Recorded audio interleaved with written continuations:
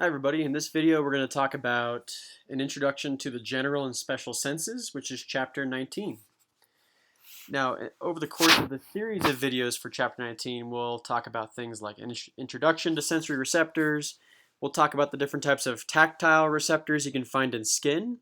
Then we'll move on to the specific types of special senses, such as gustation or taste, olfaction, which is smell, vision, equilibrium, which is balance, and hearing. Now in this video we're going to talk about an introduction to the general and special senses. Now when we talk about sensory systems, we need to talk about things called stimuli.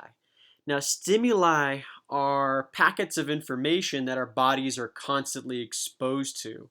And we have specific types of receptors that can respond to specific types of stimuli. For instance, the receptors in your retina can respond to visual stimulus, which is basically photons or packets of light. Or the receptors in your skin can respond to mechanical stimulus, which can be things like vibration.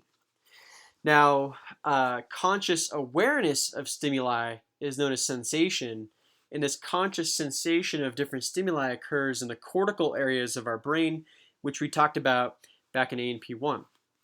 Now, we could talk about the receptors that are distributed all throughout our body. Now, we can really divide these into two main categories, which are the general senses and the special senses. The general senses are involved with sensing things like temperature, pain, touch, stretch, and pressure all throughout the body. And you can think of these general senses as being both the somatic and visceral senses, like we talked about in A&P1, like body sensation, or sensation from your viscera or guts. That will be categorized into the general senses. Now the special senses are unique to the head, and this is going to include things like gustation or taste, olfaction, which is smell, vision, equilibrium, which is balance, or audition, which is basically hearing. Now we'll start with the general senses first and then move on to the special senses in later videos.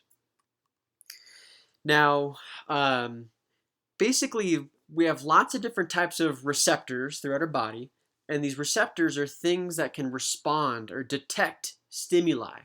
And there's lots of different types of stimuli. Now, some receptors can be structurally complex, like the types of receptors you find in the retina of your eye that are sensitive to packets of light. Those are way more complex than maybe the receptors that respond to chemical stimuli, say in your nose for smell. Now, all receptors throughout the body function as transducers. And a transducer is something that can convert one stimulus into another. And so what receptors really do then is that they can pick up different types of stimuli and help convert that to another type of stimulus, which would be an action potential, because action potentials were the way that types of information can be communicated rapidly throughout our body. So many of these receptors can transduce or change different stimuli into action potentials.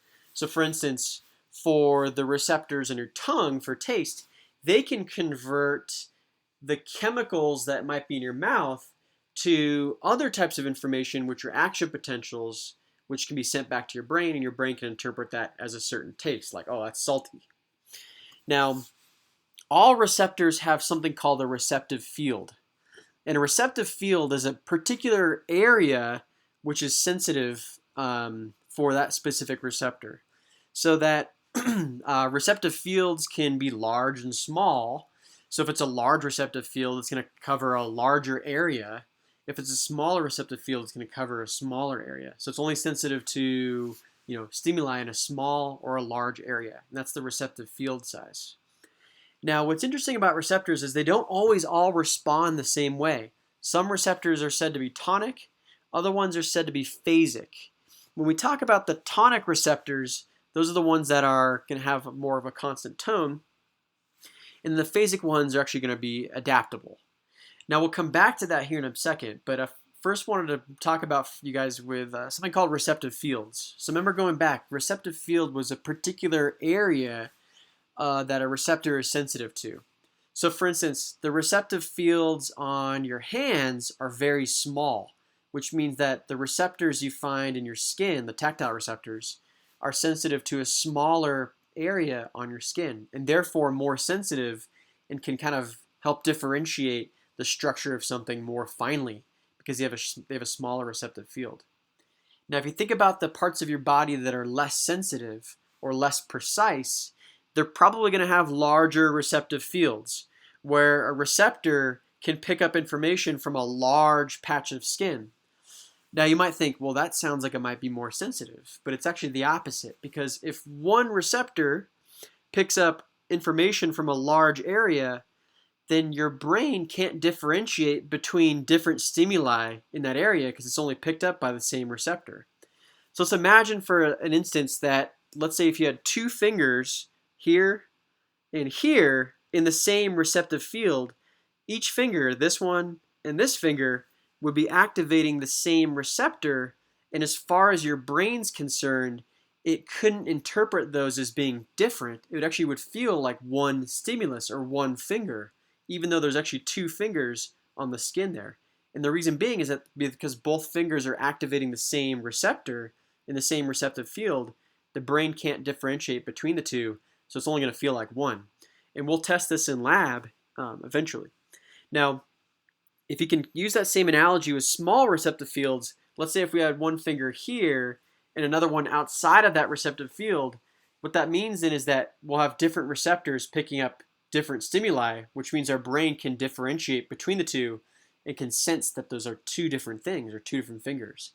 So think about the parts of your body that are more sensitive, like your hands and your feet and your face and your lips. They're going to have smaller receptive field sizes, so they're more sensitive or more precise.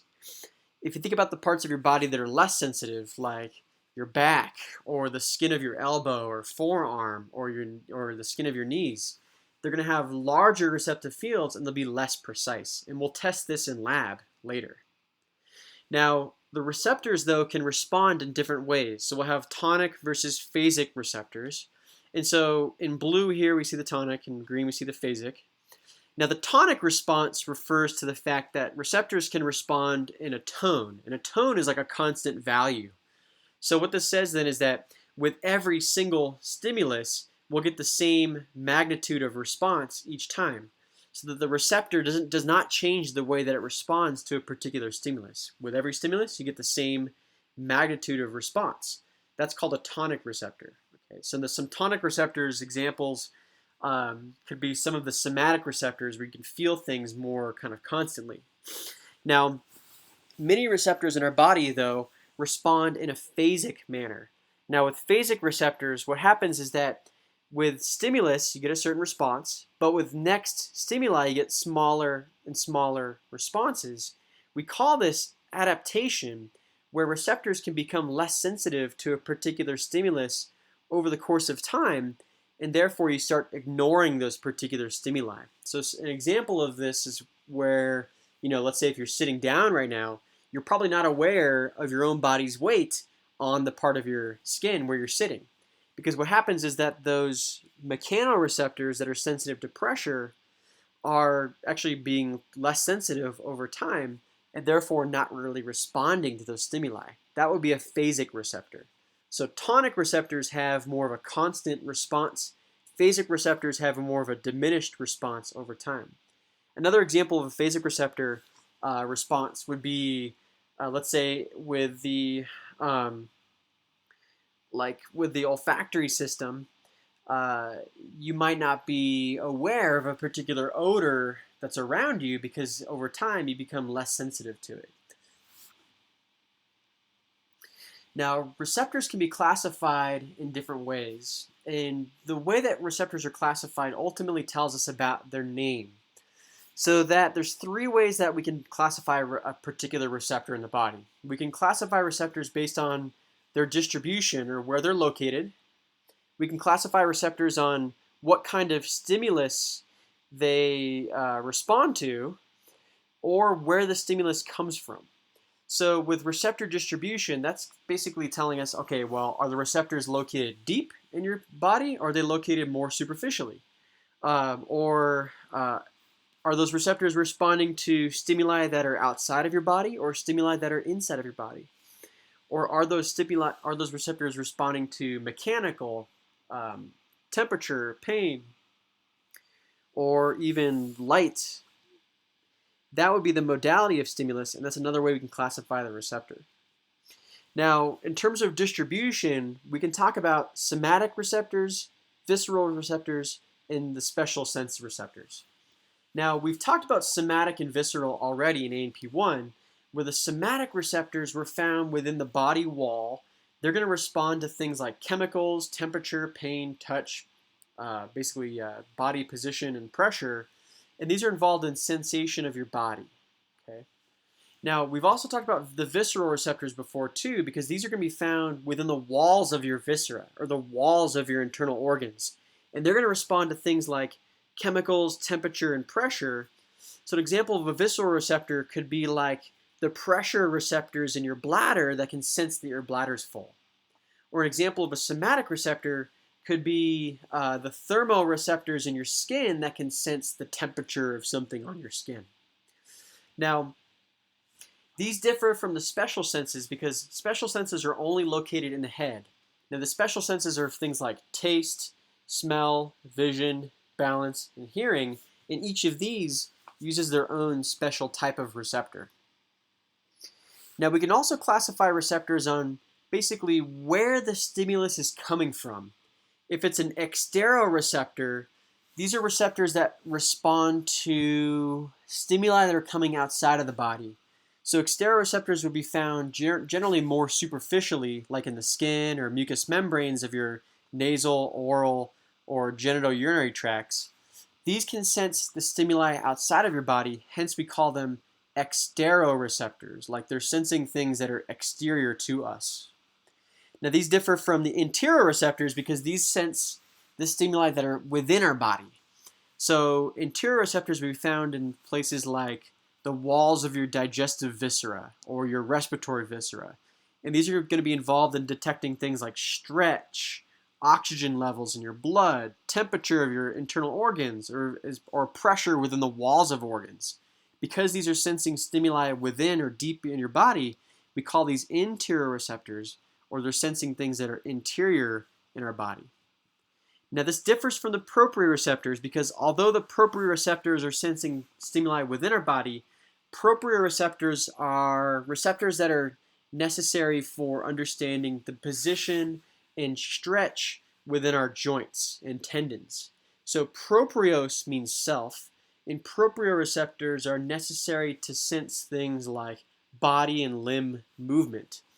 So it would be the proprioceptor that allow you to know where your arms are located if your eyes are closed. So if you move your arms around while your eyes are closed, you kind of know where your arms are located because of these proprioceptors that are providing information about joint position and stretch, which is relayed to your brain, and you can be aware of that or conscious of that.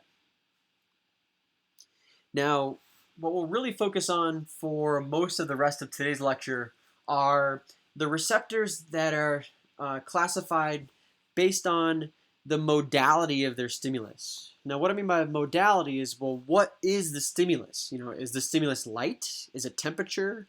Is it painful chemicals? Is it pressure? Is it mechanical vibration? Now, each of those different examples are a different modality. So, you know, receptors that are sensitive to chemicals we call chemoreceptors. So chemoreceptors can be located throughout our body and can sense the chemical environment either within our body fluids or even outside of our bodies as well. Now, thermoreceptors are receptors that are sensitive to temperature, hence the name thermoreceptors, and these are going to be involved in detecting changes in temperature. Now, photoreceptors are receptors that are sensitive to light or photons. So an example of a photoreceptor would be in your retina of your eye. There are receptors that are sensitive to the light that enters the back of your eye, and this can help your brain be aware of what's outside of your body. In terms of light, we would use photoreceptors for that.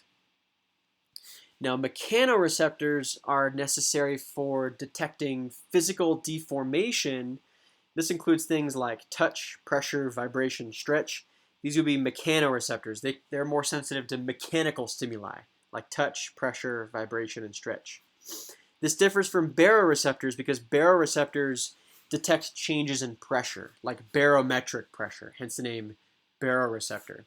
So you're going to find baroreceptors in areas like your lungs and your digestive tract and your bladder because these are parts of your body where detecting changes in pressure is necessary for those organs to function normally. That's a baroreceptor. And last but not least, the nociceptor, which are necessary for detecting changes in tissue damage, which is basically pain.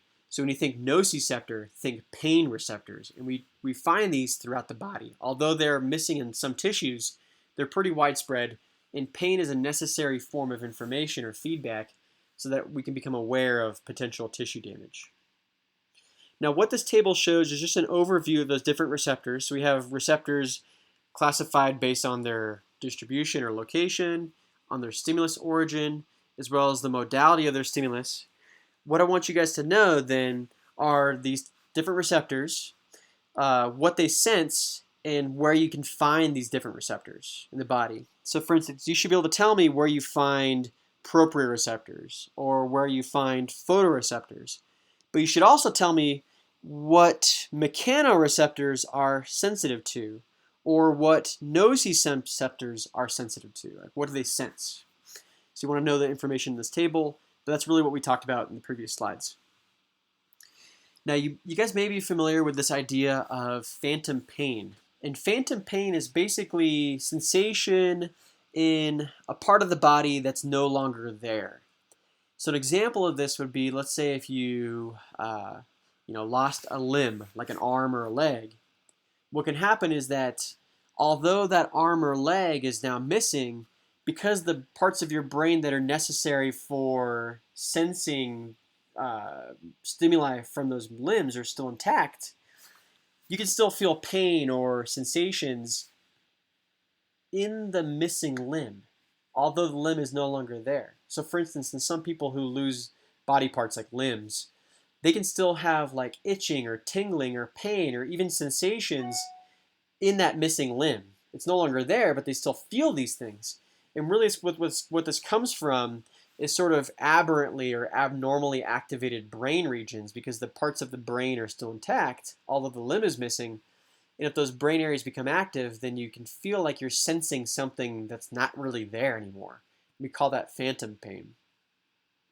Now this differs from referred pain because referred pain is going to be pain that's felt in a part of your body which is different from the origin of that pain.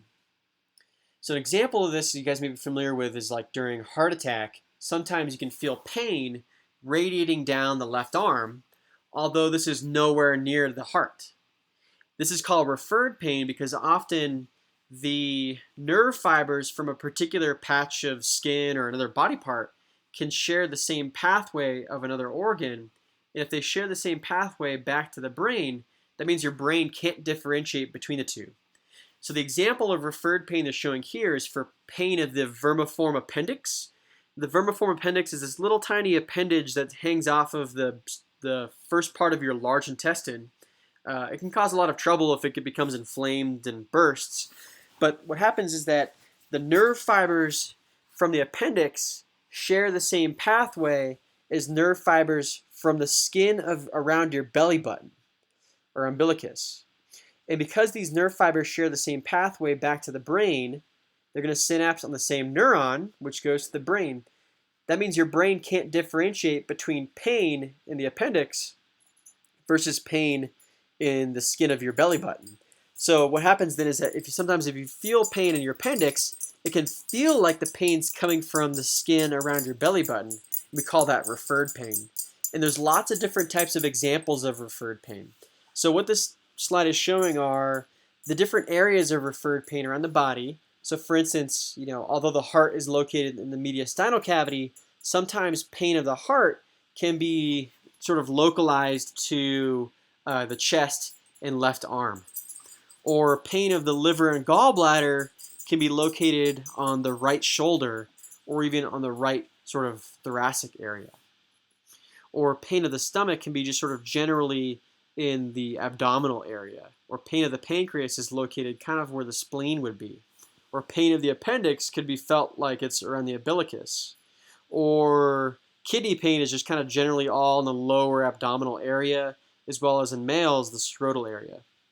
Or pain of the urinary bladder can be felt like in the hypogastric area, or even sort of perianal back here.